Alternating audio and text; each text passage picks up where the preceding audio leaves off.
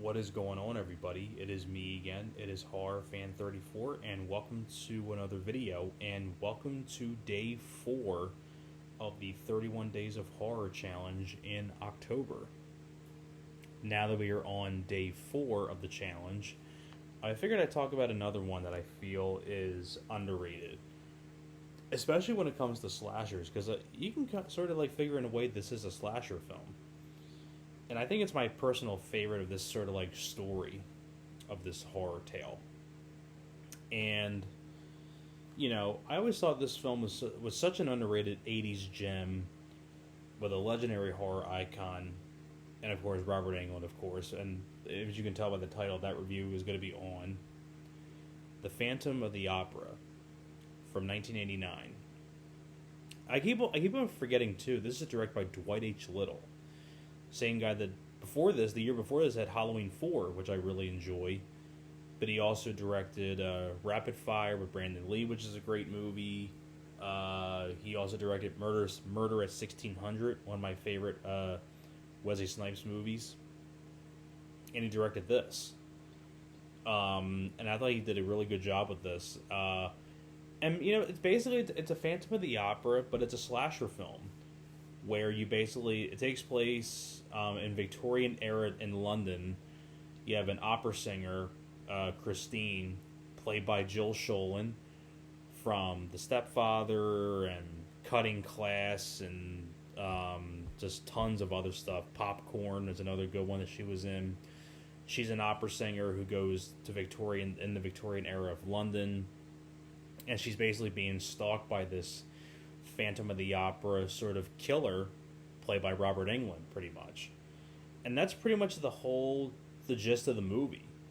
And what's also really cool too is that it's got a lot of couple famous people in here that were before they were really big in a lot of stuff. You have Bill Nighy in an early role, way before Shaun of the Dead and Underworld and many other things. He's in here. Alex Hyde White, who was in Indiana Jones and the Last Crusade and was in Nope, he's in here. Molly Shannon has a small supporting role in this, a small role way before, SNL and things of that nature. She was in this film. And I just think this is such a cool idea of having a Phantom of the Opera, but done in a slasher way. And from what I understand, too, I remember reading up some trivia about this, that it was trimmed for an R rating, and apparently there were some of the death scenes that were in this were a lot more gorier in the alternate versions. I will say my favorite death scene in the entire movie is the sauna scene when the guy gets killed in the sauna, when he gets the towel wrapped around him and things like that. And apparently in the alternate version, it was a lot more gorier, and it was, I guess if they didn't cut this down, then it would have been an NC-17 rating. But what happened was, it was extended a little bit longer when you see the guy's face get tied up with the towel around him, and his face is pushing up against the towel, and then you can see his bones in his face breaking, and you see blood pouring out of the towel. But it was kind of very reminiscent of if you see the uncut death sort of of, I think it's Friday the 13th Part 5, where the person got their eyes wrapped around with that belt looking thing on the tree, and the squeezing of the eyes, and you saw the red coming out of the eyes. It was kind of very reminiscent of that, and is just from how gory it was in this. I would have loved to have seen that. I kind of wish there was deleted scenes or something like that where we can see that, but unfortunately that's not the case in here.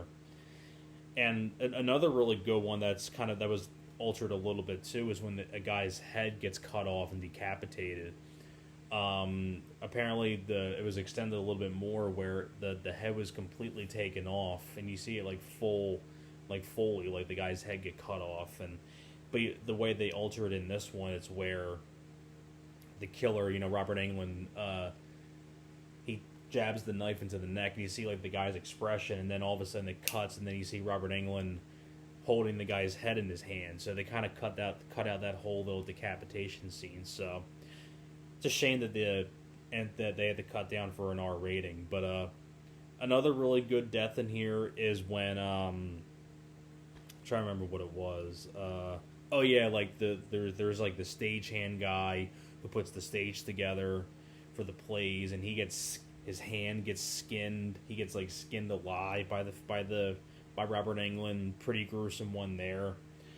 And like I said, this has some really good gore effects, and I think the person Kevin Yeager, who did the makeup effects, who's worked on a ton of horror films over the years, Kevin Yeager did a great job on the makeup effects.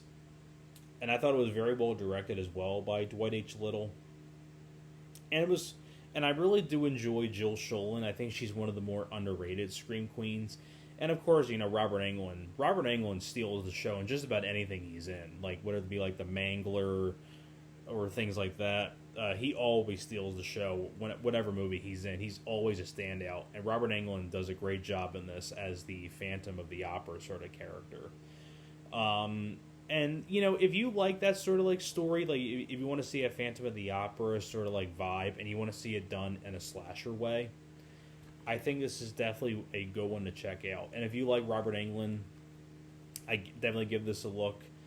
I mean, I've always been a big fan of Robert Englund, even outside Freddy Krueger, loved him in Ford Fairlane, this movie, or The Mangler, or,